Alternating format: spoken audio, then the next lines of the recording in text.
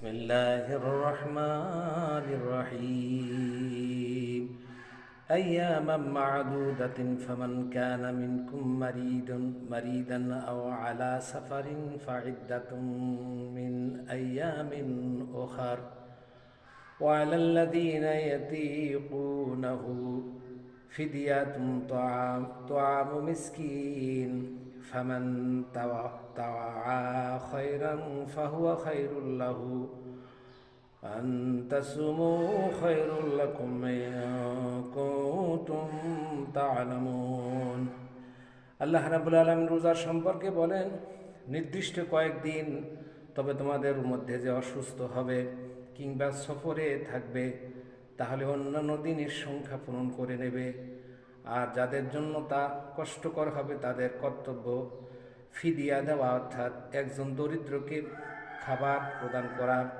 অতএব যে স্বেচ্ছায় অতিরিক্ত সৎ কাজ করবে তা তার জন্য কল্যাণকর হবে, আর সম পালন তোমাদের জন্য কল্যাণকর যদি তোমরা তা বুঝে থাকো।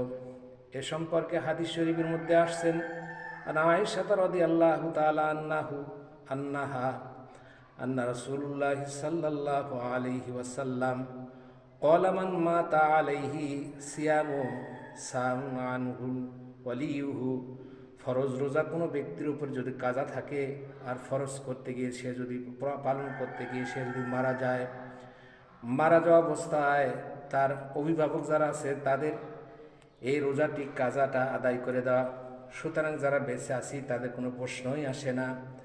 এই জন্য মেহেরবানি করে যারা বেঁচে আছি, জীবিত আছি, ফরজ রোজাগুলি আমার আপনার জীবনে আসবে, ফরজ রোজাগুলি ছেড়ে দেওয়া যাবে না, ফরজ রোজা থেকে বঞ্চিত হওয়া যাবে না, ফরজ রোজা থেকে আমাদের পিছপা হওয়া যাবে না। জীবনের ফরজ রোজা একটা, যদিও কাজ আমরা আদায় করি, ফিদিয়া দিই, তবে আপনি হিসাব করে দেখবেন কিয়ামত পর্যন্ত যদি ওই দিনটা আপনার জীবনে বারংবার ফিরে আসে, কিন্তু যে দিনটা ফরজ রোজা চলে গেছে, অতিবাহিত হয়ে গেছে, এই দিন কোনো দিন আপনার কাছে আর ফিরে আসবে না। তাই জীবন থাকা অবস্থায়, জীবদর্শক অবস্থায় ফরজ রোজা, ফরজ নামাজ এগুলো আমরা ছেড়ে দেব না। আল্লাহ পাক যেন আমাদের ফরজ রোজাগুলি সুন্দরভাবে আদায় করার তৌফিক দান করেন। এই রোজাগুলি আমার আপনার জন্য মৃত্যুর পরে কাফনের কাপড় পরে যখন সাথী সঙ্গী সবাই মিলে রেখে দিয়ে চলে আসবে, এই রোজাগুলো সেই দিন আপনার আমার জন্য কবরের সহায়ক হবে।